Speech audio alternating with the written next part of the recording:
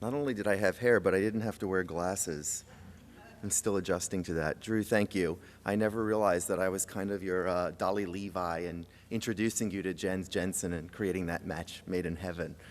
I hope that we get to do the same today for a lot of designers who have helped to shape the city of Philadelphia. And Drew, I'd also like to echo and thank all of the people that you've mentioned previously who we could not have done this conference without them, and the speakers. What I'd like to do now is talk a little bit about the framework for today and set the stage so that everyone understands the charge that our speakers have been given. So let me begin then. I have a couple of bits of cheap animation in here.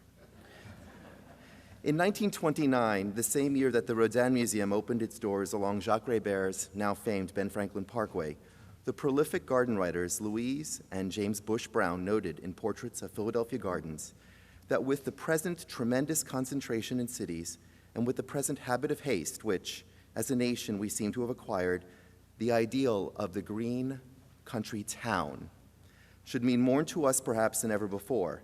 And it's an ideal which must be cherished for the sake of future generations. Therefore, in the community in which we live, can we not contribute to the pleasanter, happier city of tomorrow by devoting time and effort in helping to secure careful planning for the city's growth?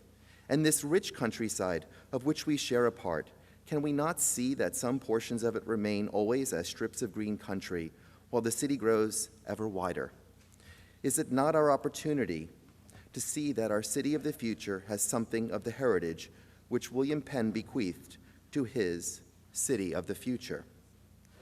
Recognizing that it's now been 85 years since that statement was made, not to mention 330 years since William Penn first put forth his 10,000-acre utopian vision for this green country town in Holmes' Portraiture of the City of Philadelphia, how can we, through the lens of civic horticulture, build on and leverage this long-standing vision and unrivaled landscape legacy to revisit, renew, and reappraise the pioneering efforts of so many that have come before us? As Inga Saffron noted in her column 2 years ago this month, along with the city of brotherly love and other catchy Penn coinage, the phrase ranks as the granddaddy of all municipal brands, predating Big Apple and Big Easy by almost 3 centuries. Penn didn't just talk the talk. When he laid out the street grid, Penn gave Philadelphians the gift of 5 public squares. Saffron suggests that if we embrace this unrivaled historic context, not to mention savvy branding, we can lay the foundation to move forward so that the city parks and civic spaces are not underfunded and underappreciated, treating them as workhorses that can be harnessed to practical municipal goals. We now come together on the eve of the PHS and Penn Praxis unveiling of their much-anticipated Civic Landscapes Plan. With this on the near horizon, the collective aim for the conference organizers and our celebrated speakers who've come from across the country and as far away as Belgium is to inspire us to aim high, beginning with Philadelphians who will be collaborating with PHS throughout the city and region over the next 15 years to ensure that the highest quality of horticulture is incorporated into the cityscape that reflects bold and innovative design and management solutions that are sustainable. The Cultural Landscape Foundation is delighted to be a partner with PHS today as we frame the discourse for the work that will follow. For those of you not from Philadelphia, PHS was founded in 1827, the very same year that the nation's first passenger and freight railroad, the Baltimore and Ohio, was incorporated. Slavery was abolished in the state of New York, and here, not too far from where we meet today, a gathering of gentlemen farmers, botanists, and other plant enthusiasts resolved to establish a horticultural society in the city of Philadelphia for the promotion of this interesting and highly influential branch of science. Today, that mission to motivate people to improve its quality of life and create a sense of community through horticulture is still strong and is a most fitting lens to consider the topic of civic horticulture today. Now, in recent decades, working with some of the individuals who will present today, PHS has brought new life and attention, as Drew has mentioned, to Philadelphia's most treasured and iconic civic spaces along the Ben Franklin Parkway, including the gardens at Logan Square, the Azalea Garden, the grounds of the Philadelphia Museum of Art, the Rodin Museum, the 26th Street gateway to the city, and the green spaces surrounding Penn's Landing. However, before we launch into our program, I'd like to begin by first looking at the Victorian era and landscape gardening here in Philadelphia and beyond a time that we associated with horticulturally exuberant images of exotic bedding out plantings at exposition grounds that went as far as the eye could see, floral clocks that could actually tell the time, or toddlers in their white finery, not to mention their dogs, who defied gravity as they sat atop lily pads in ponds and pools in picturesque-style parks and gardens. Looking back to this era in both gardening and horticulture circles, we often tend to forget that Victorian times are also a period of unprecedented industrial expansion, city slums, and social unrest. In cities like Philadelphia, New York, and Chicago, growing out of the negative physical and social conditions, a planning and design response was aimed at increasing real estate values, diminishing benevolent behavior, and in general, making those places where people lived and played more attractive. It is at this time that gardening leapt over the garden wall with a pioneering concerted effort by authorities and individuals to bring the garden and nature into the city. I have to confess that finding this image when I was working on this was an incredible aha moment for me. I mean, we think about roof gardens today, and we don't really think about them taking place in 1900 here in Center City. Now, looking back today, we can evidence and even quantify how much the idea of civic horticulture, and I should mention that this image is an homage to Lyndon Miller, who was probably one of the first in the last decades that introduced many of us to this topic.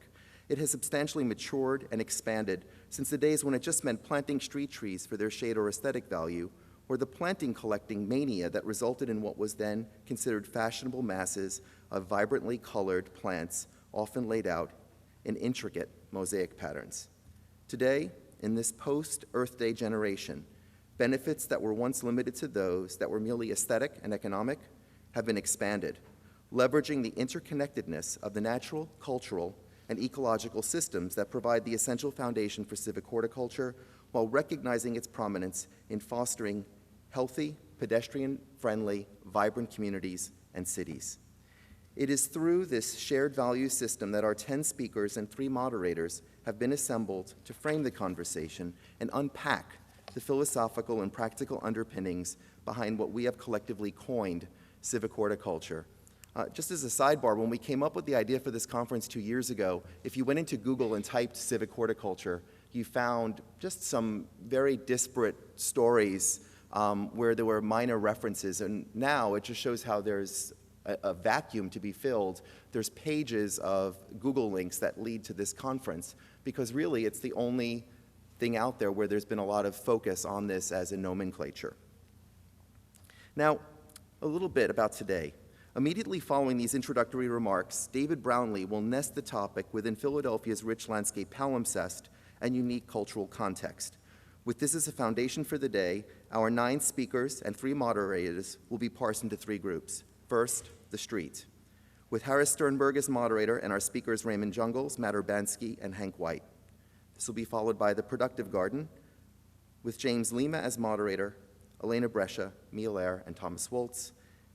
And rounding out the day this afternoon, Parks and Plazas, with Eric Kramer as moderator, Keith McPeters, Sue Weiler, and Peter Wirtz. A word about today's presentations. Please note that in your packets, there are bios for each of the speakers, as well as speaker abstracts. So in an effort to save time, there'll be no introductions read aloud. Also by design, for each of these panels, the moderators will frame the conversation and will raise questions and criteria for how we may measure success. So for example, for the Parks and Plaza panel, Eric Kramer posed the following questions to his panel some months ago. What are we saying when we build with natural elements in the city? How do we frame the interaction of nature and culture in your work without oversimplifying the categories? And how do you and your clients position the benefits of urban green space as a means of getting them funded and built? And what do you truly believe are the impacts of your work outside of the physical implications of that work? Reflecting critically, have we moved beyond the rhetoric of Penn and his successors? Do we embrace it because we believe it or because it works? What are the implications of what appears to be a more holistic approach to landscape urbanism and urban ecologies? And what is the potential future of how we frame the landscape of the city? You get the picture. As if this was not enough of a challenge to our speakers, and I have to ask, why is this starting to sound like Survivor Civic Hort Challenge? We've also asked of our speakers that when they frame their response to the queries laid out by the moderators, that it first be addressed through the lens of personal and/or firm philosophy, and then conclude with 1 or 2 in-depth case studies. And if all of this hasn't been enough, we've asked the speakers to stay on schedule to 25 minutes, with 10 minutes for Q&A for the moderators to set the stage, reserving 20 minutes for question and answers. If you are in the back of the room and you see us holding up these signs that say stop, which you can see on both sides, it's for, I guess we let the audience see so we can do maximum Jewish guilt. Let's hope we don't have to see those. Finally, when considering the philosophical approach and the project work that will be presented today, the conference framers have set the following overarching criteria as our measurement standards for success. First, health and lifestyle. Clean air, physical fitness, UV sun protection, education and interpretation, grassroots, community participation, and volunteerism.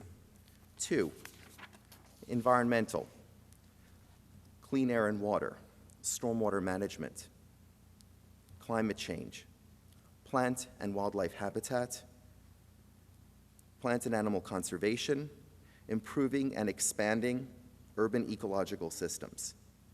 3, economic, property values. I love all of these ads from the New York Times, T magazine, where it's all about living next to a park. Energy costs, energy conservation. It's interesting to see where Philadelphia stacks up in this in terms of the level of improvement in recent years. And then finally, sense of place. Neighborhood and community identity. National identity or pride, a sense of safety, pedestrian-oriented and friendly, healing, memorialization, and memory. In closing, I'd like to recognize that many of these topics have been covered in a variety of other conferences over the years aimed at planners, architects, landscape architects, arborists, ecologists, and horticulturalists. But what will distinguish today's conference is the foundational idea that we are putting plant materials first, resulting in solutions that don't exist in a silo, not only birds or butterflies or sun protection or aesthetic embellishments, but respond to a diverse set of criteria that encourages holistic stewardship, management, and engagement with our shared civic landscape. I thank all of our speakers. I thank PHS for all the work that they've done here. It has been an ideal partnership. And in particular, I'd also like to recognize Nancy O'Donnell, who's here in the front row very quietly, who is really, if we can have a round of applause for Nancy. She has been working with a great team. And without further ado, I'd like to present David Brownlee.